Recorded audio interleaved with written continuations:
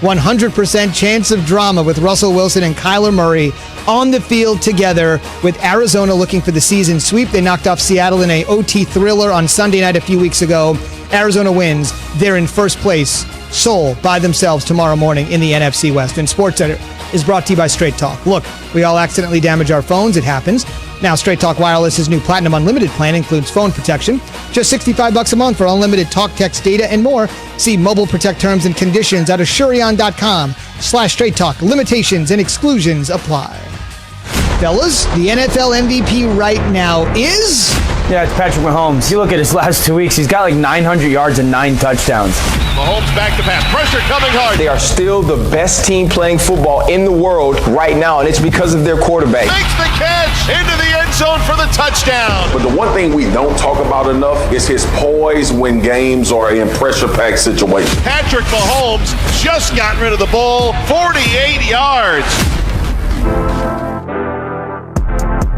The next mission for Patrick Mahomes and company to avenge their only loss of the season. Keyshawn, Jable, and Zubin were presented by Progressive Insurance. Bart Scott is in the house. Jay will join us this morning at 8 a.m. Eastern to talk all things NBA draft, to talk all things Klay Thompson, and to get more perspective on those two things, we'll be joined by Bobby Marks, who spent more than 2 decades in an NBA front office. He's our front office insider, and he's on the way in 6 minutes. So if you're an NBA fan, hang tight. We got you covered all morning long, the day after the draft and the day before free agency. All right, so here's the deal. You guys know Key's been all over the Raiders all season long. They go into Arrowhead, they win, they defeat the Chiefs. Sunday Night Football, they'll meet again. I have to make sure I say this slowly. They'll meet again in Las Vegas, which is still strange to say, but they'll play at that brand new sparkling palace, Allegiant Stadium, with no fans. However, the Raiders now have 11 players on the reserve COVID-19 list. The first overall pick of the Mike Mayock era, 4th overall pick in the draft, Cleveland Farrell, first pick they made together,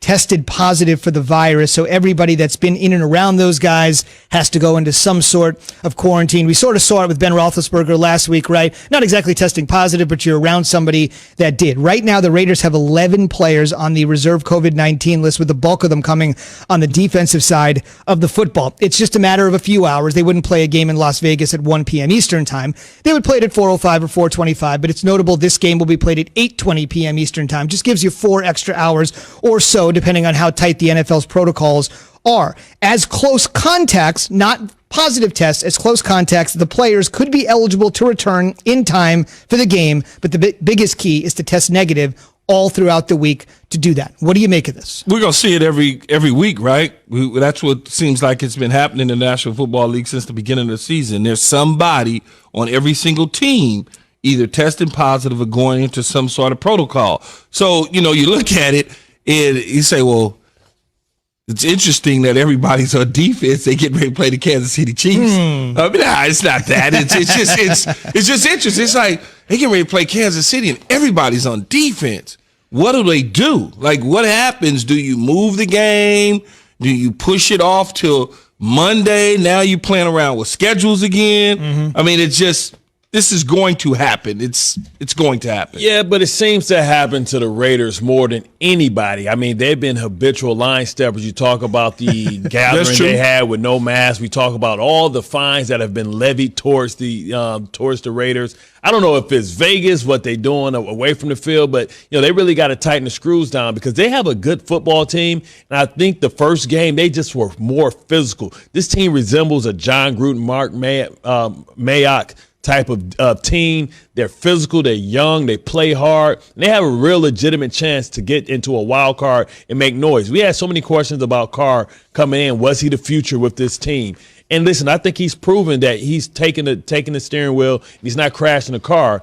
And this team is fast, it's physical, and I think that they have it just like Al Davis like it, right? This is built in the image of Al Davis, the old school Raiders. They're tough, man, in the trenches. They got big tackles. They ground and pound. Hudson is one of the best centers in the league, but they can't derail. They need to have a team meeting and say, hey, man, we got to be better. There's only a couple of things that's going to happen, Bart, right? They're either going to postpone the game to a later date, or they're just going to move it, a day or two. Yeah, but remember the third thing, though, Key, right? Because if they found out that they were negligent, there's been talks that, remember the team, if the game is canceled, and they was going to the whole win percentage thing. They were saying that, hey, if a team is found to be negligent, they'll forfeit the game. But then what happens is the other team don't get paid because the game isn't played.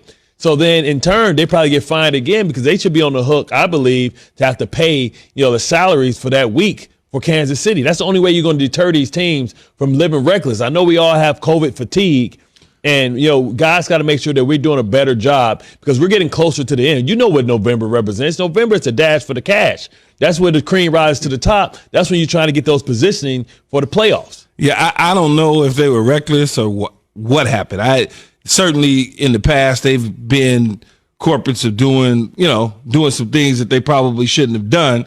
But who knows how this has come about. I know one thing, they got to get it fixed before they step on the field against the Kansas City Chiefs because they don't want to step on the field without players.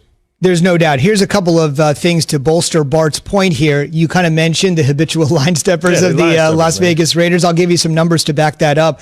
22 instances of players being added to the COVID reserve list for the Raiders. 22. So essentially half of them are coming yesterday in the story that we saw. 22, though, second behind the Jaguars, and you guys didn't think the Jaguars led the league in anything, but the Jaguars do lead the league in that particular category. I would also say that right now the entire NFL is under what they're calling intensive protocol. Yeah. Which is ramped up measures, PCR testing, point of care testing, all these terms that many of us have become familiar with dealing with COVID in our lives. So while teams are trying to mitigate to some degree, and while some teams, to Bart's point, are stepping over the line, the league is essentially saying we've got ramped up, tightened protocols, and as we found out with Tennessee, it's up to you to follow them. We can't babysit all the time. There will be massive discipline if we find something, but this is sort of like, this is a little crazy to say this because these are grown, as Key likes to say, grown men.